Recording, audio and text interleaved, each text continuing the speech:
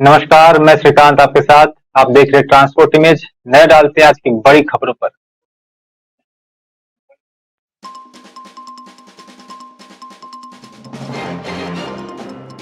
गश्त के दौरान बीएसएफ जवान ने गलती से क्रॉस की अंतर्राष्ट्रीय सीमा, पाक रेंजर्स ने किया गिरफ्तार।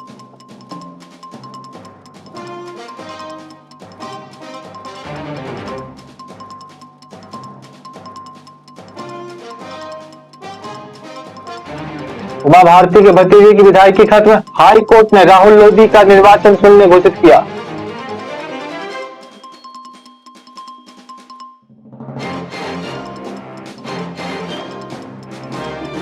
झारखंड के मंत्री के सामाजिक बहिष्कार का फरमान, बेटी की शादी पर मचा हंगामा।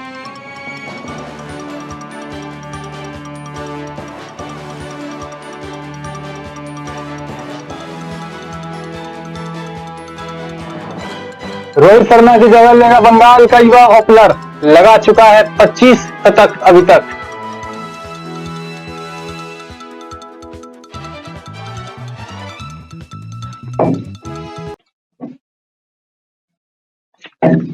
आइए चलते खबरों को विस्तार से।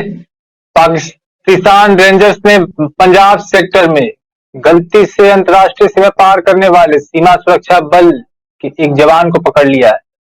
अधिकारियों ने इसकी जानकारी दी है। उन्होंने बताया है कि पाक रेंजर्स द्वारा बीएसएफ जवान को वापस भारत को सौंपे जाने का इंतजार है।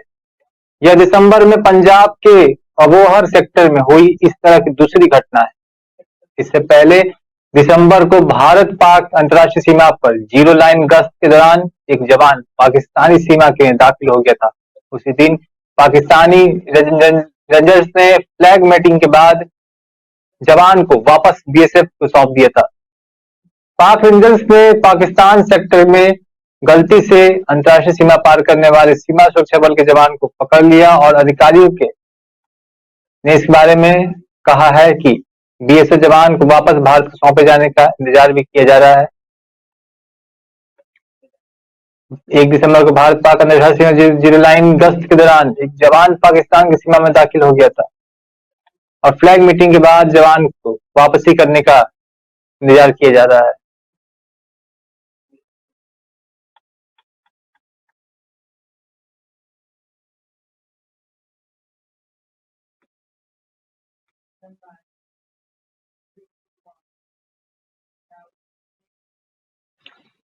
पूर्व मुख्यमंत्री और बीजेपी नेता उमा भारती के भतीजे राहुल लोधी की विधायिका छीन गई है। हाई कोर्ट ने टीकमगढ़ जिले के खगरापुर विधानसभा से बीजेपी विधायक राहुल सिंह लोधी का निर्वाचन शून्य करने का आदेश दिया है। विधायक के खिलाफ पराजित प्रत्याशी चंदा सिंह गौर ने याचिका में आरोप लगाया था कि राहुल लोधी पर सरकार से अनुबंधित एक निजी ठेका कंपनी से पार्टनरशिप है। इसकी जानकारी उन्होंने छुपाई है। वहीं हाईकोर्ट ने में चंदा सिंह गौर की याचिका पर फैसला सुनाते हुए राहुल सिंह लोधी को मिल रहे विधायकी संबंधी लाभ रोकने का आदेश दिया गया है। मध्य प्रदेश हाईकोर्ट की न्यायमूर्ति मंदिता दुबे की एकल पीठ ने टीकमगढ़ जिला अंतर्गत खगरापुर विधानसभा क्षेत्र के विधायक राहुल सिंह लोधी का निर्वाचन शून्य करने का आदेश दिया है और आदेश के प्रति मध्य प्रदेश राज्य निर्वाचन आयोग और भारत निर्वाचन आयोग को भेजने के निर्देश भी दिए गए। निर्वाचन शुरू होने के साथ लोधी को मिल रहे विधायक से जुड़े सभी लाभ रोकने का भी आदेश दे दिया गया है।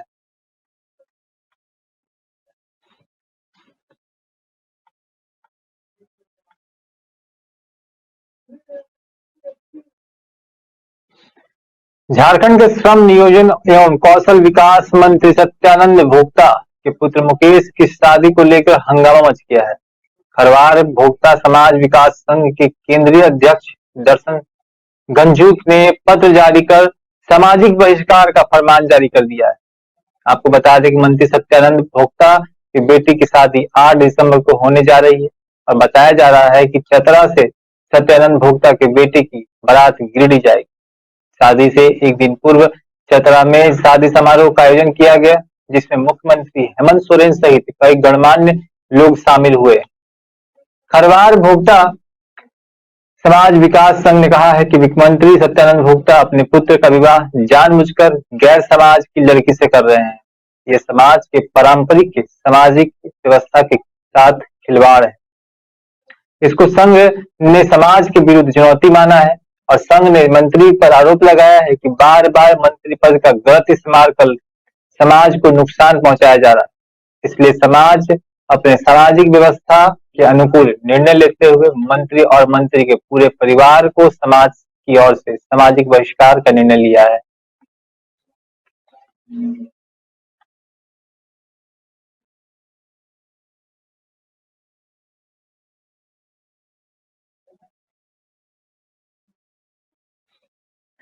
उत्तर प्रदेश के चित्रकूट अंतर्गत ग्राम पंचायत सचिव को एंटी करप्शन की टीम ने 20,000 रुपए की घूस लेते रंगे हाथों गिरफ्तार किया।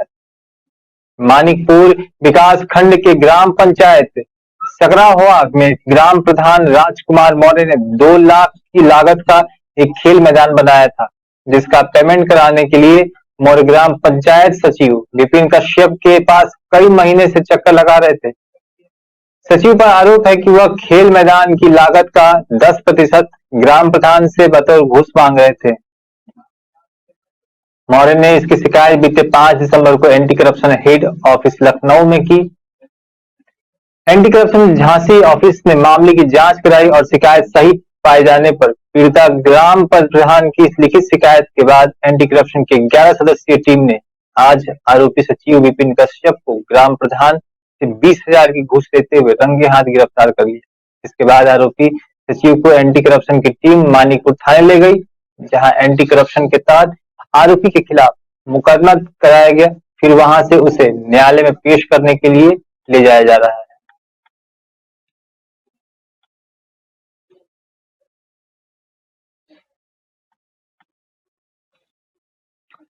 भारतीय टीम के कप्तान रोहित शर्मा चोटिल है। वे जांच के लिए देश वापस लौट रहे हैं और उनका 14 दिसंबर से बांग्लादेश के खिलाफ मैचों की टेस्ट सीरीज में उतरना मुश्किल है।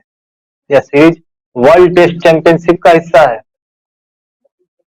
भारत को फाइनल की रेस में बने के लिए हमें इसमें हर हाल में जीत दर्ज करनी है। टीम में रोहित के बैकअप के तौर पर बंगाल की युवा ओपनर अभिमन्यु ईश्वरन को शामिल किया जा सकता है। वे अभी बांग्लादेश में ही और भारत के एक कप्तान हैं। उन्होंने बतौर ओपनर बांग्लादेश ए के खिलाफ दोनों ही अनऑफिशियल टेस्ट में शतक भी ठोका है। एक रिपोर्ट के अनुसार अभिमन्यु को टेस्ट टीम में जोड़ा जा भी सकता है और 27 साल के अभिमन्यु ईश्वर ने फर्स्ट क्लास, लिस्ट ए और T20 को मिलाकर 25 शतक लगाए हैं। ऐसे में उनके पास बहुत बड़ा अनुभव है। हालांकि उन्होंने अब तक इंटरनेशनल डेब्यू नहीं किया है। उन्होंने अब तक 77 फर्स्ट क्लास मैच में 44 की औसत से 5,419 रन बनाए हैं और 17 शतक और 23 अर्धशतक लगाए हैं, यानी 40 बार 50 से अधिक रन की पारी खेली है और वे 233 रन की बड़ी पारी भी खेल चुके हैं।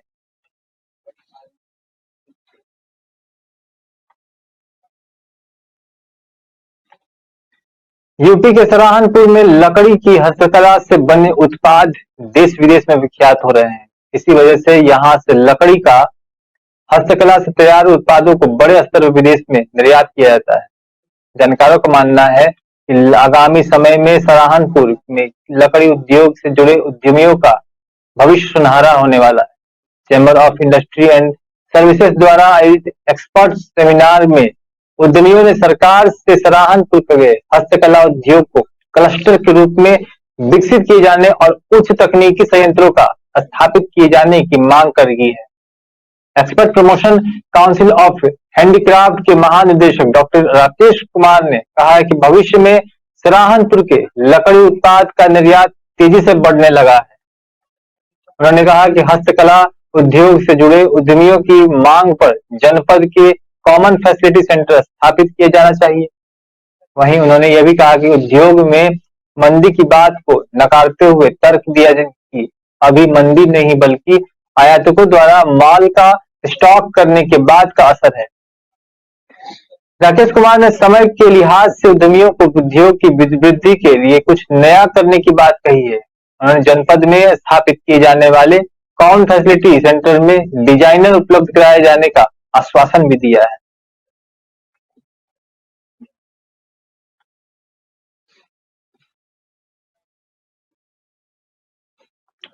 प्रधानमंत्री नरेंद्र मोदी के गृह राज्य गुजरात में भाजपा के मुख्य रणनीतिकार अमित शाह द्वारा निर्धारित 140 सीटों के लक्ष्य को पार कर भाजपा रुझानों में आगे निकल गई।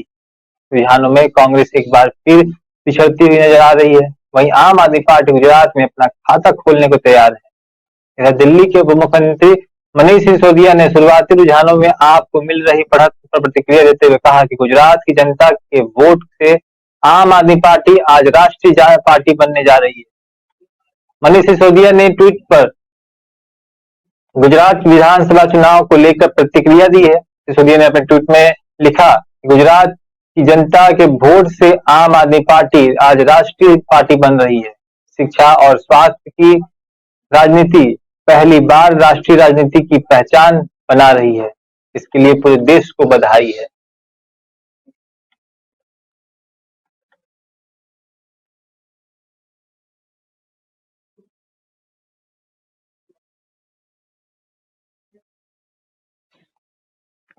गुजरात में ऐसे ही नहीं 2.5 दशक से भाजपा सत्ता में बनी हुई है। यहाँ तमाम दुश्वारियों के बावजूद लोग प्रधानमंत्री नरेंद्र मोदी को हर मुद्दे के ऊपर रखते हैं। इसकी बानगी साल 2022 के विधानसभा चुनाव में भी दिख रही है। ऐसा लग रहा था कि इस बार कांग्रेस और आप मिलकर भाजपा को कड़ी टक्कर देंगे, लेकिन गुजरात की जनता ने सभी अनुमानों पे से परे जाकर भाजपा के साथ दिया है। गुजरात विधानसभा चुनाव की सुबह मतगणना शुरू हुई।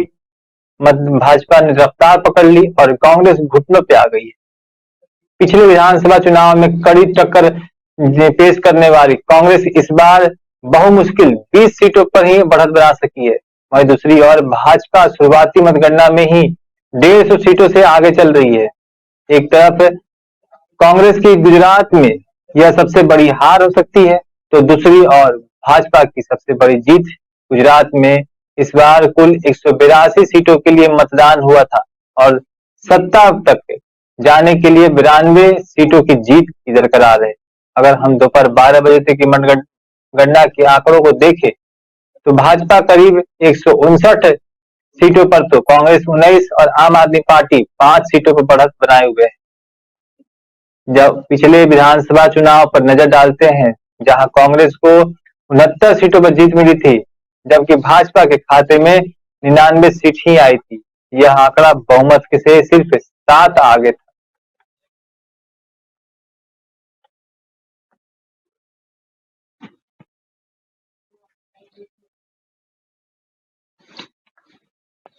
एक तरफ जहां किसान रबी की फसल बुआई की तैयारी में जुटे हैं, तो दूसरी ओर किसान अपने खेतों की मिट्टी परीक्षण के लिए परेशान दिखाई दे रहे हैं। आपको बता दें कि भरतपुर जिले के डीग में मिट्टी परीक्षण प्रयोगशाला का भवन बना हुआ है।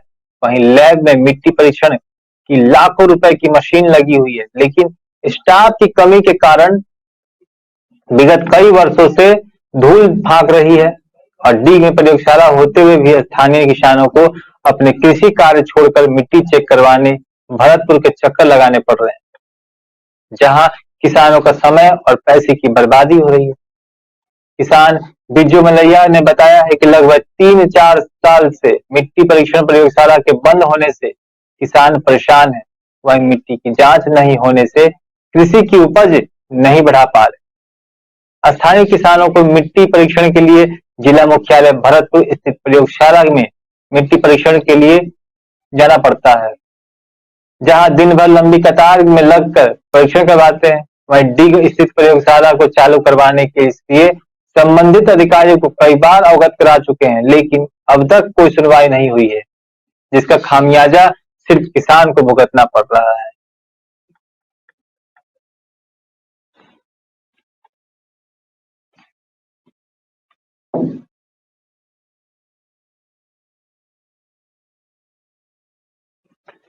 उत्तर प्रदेश की ओर विधायक लोकसभा और 2 विधानसभा सीटों पर हुए उपचुनाव में बड़ा उलटफेर देखने को मिल रहा है। अभी तक के रुझान में तीनों ही सीटों पर समाजवादी पार्टी के प्रत्याशी आगे चल रहे हैं। मुलायम सिंह यादव की सीट मैनपुरी से समाजवादी पार्टी की प्रत्याशी डिंपल यादव ने बीजेपी के रघुराज सिंह साक्य पर भारी बढ़त बना ली है। वहीं रामपुर और मुजफ्फरनगर की खगतौली विधानसभा सीट पर समाजवादी पार्टी के प्रत्याशी भी आगे चल रहे हैं। रामपुर में सपा के असीम राजा बीजेपी के आकाश सक्सेना से आगे चल रहे हैं, जबकि खतौली में महागठबंधन प्रत्याशी रालोद के मदन भैया बीजेपी की राजकुमारी शिवसेना से आगे चल रहे हैं।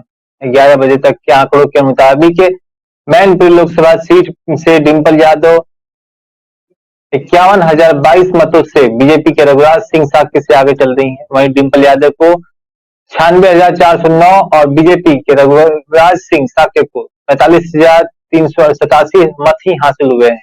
वहीं रामपुर विधानसभा उपचुनाव में समाजवादी पार्टी के प्रत्याशी असीम राजा बीजेपी के आकाश सक्सेना से 3,966 मतों से आगे चल रहे हैं।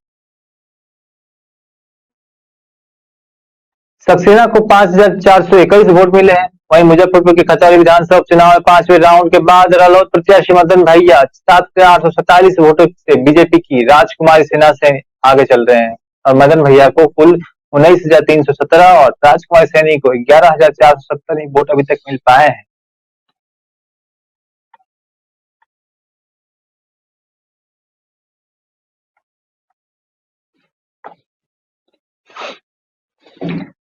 हिमाचल प्रदेश में भारतीय जनता पार्टी और कांग्रेस के बीच कांटे की टक्कर चल रही है। दोनों ही पार्टी करीब करीब समान सीटों में आगे चल रही है। ताजा रुझानों तक कांग्रेस 34 सीटों पर और बीजेपी 30 सीटों पर बढ़त बनाए हुए है। कुछ समय पहले दोनों ही दल 32 सीटों पर आगे चल रहे थे। खास बात यह है कि हिमाचल प्रदेश में 4 निर्दलीय उम्मीदवार भी बढ़त बनाए हुए हैं। खास बात यह भी है कि ये चारों निर्दलीय उम्मीदवारों ने बीजेपी में से बगावत करके निर्दलीय चुनाव लड़ा था। बीजेपी नेताओं का दावा है कि ये चारों बागी प्रत्याशी रिजल्ट के बाद पार्टी में वापस आएंगे और राज्य में सरकार बनाने में अपनी अहम भूमिका निभाएंगे। ये जो बागी उम्मीदवार हैं उनमें केएल ठाकुर, आशीष शर्मा, हितेश्वर सिंह और होशियार सिंह शामिल है। हालांकि कृपाल परमार ने भी भाजपा से अलग होकर चुनाव लड़ा है। बीजेपी से बगावत करके केएल ठाकुर ने नालागढ़ से निर्दलीय प्रत्याशी के रूप में चुनाव लड़ा है। हालांकि उन्होंने यह भी कहा कि अगर वे चुनाव जीतते हैं तो पुरानी पेंशन स्कीम को लागू करने वाले दल को वह समर्थन देंगे। वहीं केएल ठाकुर नालागढ़ से विधायक भी रह चुके हैं।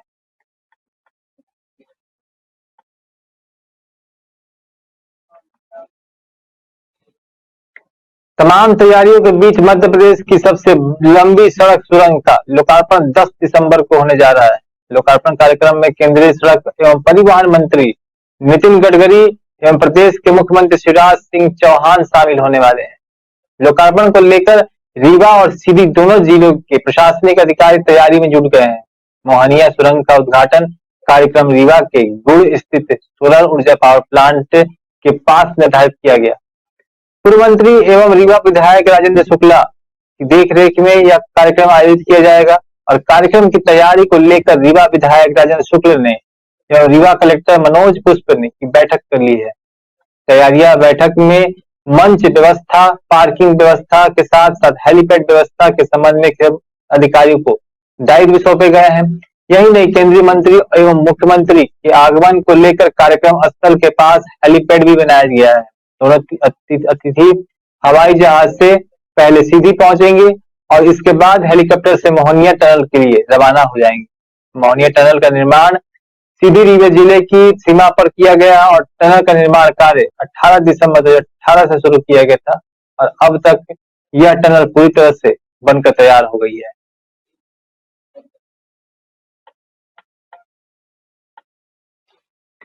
वेस्ट दिल्ली के पंजाबी बाग इलाके में बीते शाम को एक सूटकेस में महिला की लाश मिलने से सनसनी फैल गई है।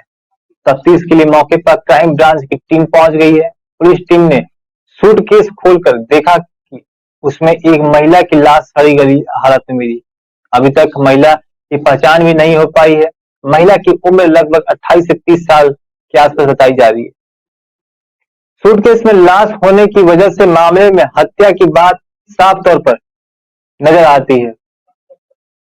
पुलिस ने डेड बॉडी को पोस्टमार्टम के लिए भेज दिया और मिली जानकारी के अनुसार महिला की डेड बॉडी रिंग रोड के पास एक गंदे नाले में मिली थी। बताया यह भी जा रहा है कि नाला नफजगढ़ ड्रेन का हिस्सा है और इसे किनारे सूटकेस के महिला की लाश मिली है।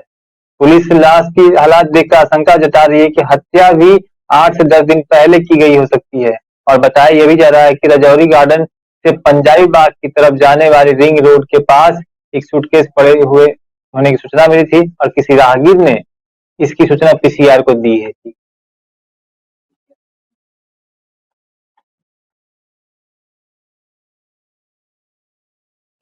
अमेरिका ने कहा कि दुनिया का सबसे बड़ा लोकतंत्र भारत कई धर्मों के लोग का घर है और वह सभी की धार्मिक स्वतंत्रता सुनिश्चित करने की प्रतिबद्धता पर कायम रहने के लिए उसे प्रोत्साहित करता रहेगा। अंतर्राष्ट्रीय धार्मिक स्वतंत्रता विदेश विभाग की वार्षिक रिपोर्ट में सामने आई कुछ चिंताओं का जिक्र करते हुए अमेरिकी विदेश मंत्रालय के प्रवक्ता नेड प्राइस ने यह भी कहा कि वे सभी धर्मों देशों की धार्मिक स्वतंत्रता की स्थिति पर करीब से करीब नजर रखना जारी रखेंगे और इसमें भारत भी शामिल है। अमेरिकी ने धार्मिक स्वतंत्रता की वर्तमान स्थिति के लिए चीन, पाकिस्तान और म्यांमार सहित 12 देशों को विशेष चिंताजनक देशों में घोषित किया है। अमेरिका के विदेश मंत्री एंटनी ब्लिंकन ने इसकी घोषणा करते हुए कहा था कि दुनिया भर में सरकारें और गैर सरकारी ताकतें लोगों को उनके धर्म के आधार पर परेशान करती है, धमकाती है, जेल भेजती है और यहाँ तक कि कई बार उनकी हत्या भी कर देती है। भारत को इस सूची में शामिल नहीं करने का सवाल विदेश मंत्रालय ने नेड प्राइस ने कहा है कि भारत दुनिया के सबसे बड़ा लोकतंत्र है और कई धर्मों के लोग वहां पर निवास करते हैं। अब तक देख रहे थे आप देश दुनिया की बड़ी खबरें। हमारे साथ आगे की खबरों को देखने के लिए हमारे साथ इसी प्रकार से बने रहें। नमस्कार।